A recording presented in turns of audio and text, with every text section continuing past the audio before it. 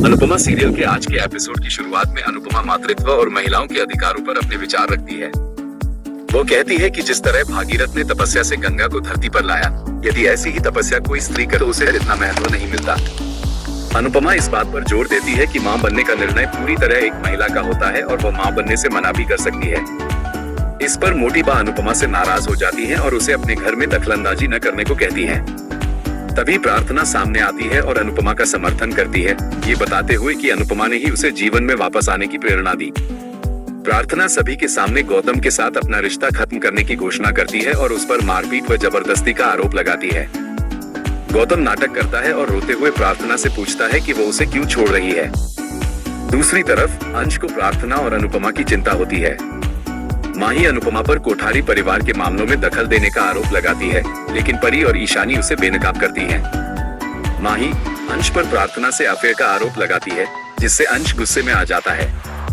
प्रार्थना कोठारी परिवार से अपने निजी मसले सबके सामने लाने के लिए माफी मांगती है, लेकिन ये भी बताती है कि वह मां बनना चाहती है, पर गौतम उसके साथ इज्जत से पेश नहीं आता। वो गौतम पर शारीरिक शोषण का आरोप लगाते हुए तलाक की घोषणा करती है। अनुपमा प्रार्थना का समर्थन करती है और गौतम की सच्चाई उजागर करती है, लेकिन मोटी बा और पराग जमाई के सम्मान की बात कहकर अनुपमा की बात को खारिज करते हैं। अनुपमा कहती है कि जब घर ही महिला के लिए असुरक्षित हो तो ऐसी परंपरा किस काम की। वो पराग से प्रार्थना की बात सुनने का अनुरोध करती है। राही भी अनुपमा का समर्थन करती है।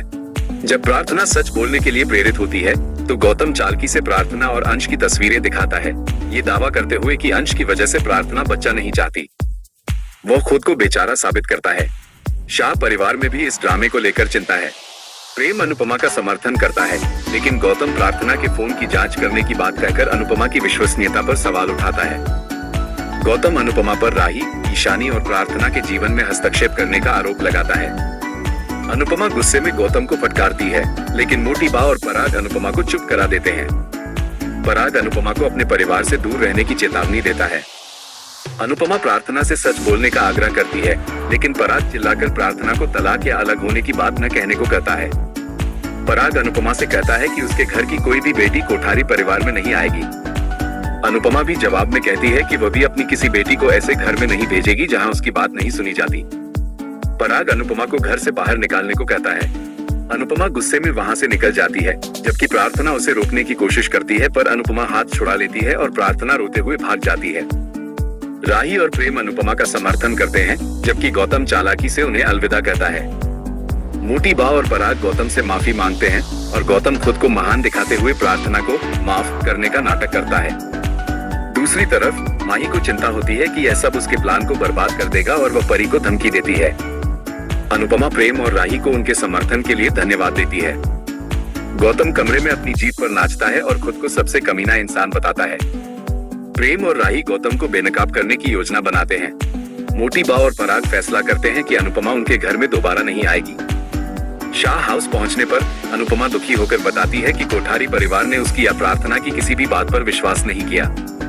सभी गौतम पर गुस्सा करते हैं। एपिसोड के अंत में अनुपमा कहती है कि भले ही कोई भी मदद करे, ये लड़ाई प्रार्थना को खुद ही लड़नी होगी। अगले एपिसोड के रिकैप में अनुपमा मदर्स डे मनाती है और माही उसे फोन करके मंदिर बुलाती है, जहां माही और आर्यन शादी करने वाले होते हैं और अनुपमा का आशीर्वाद मांगते हैं, जिससे अनुपमा हैरान रह जाती है।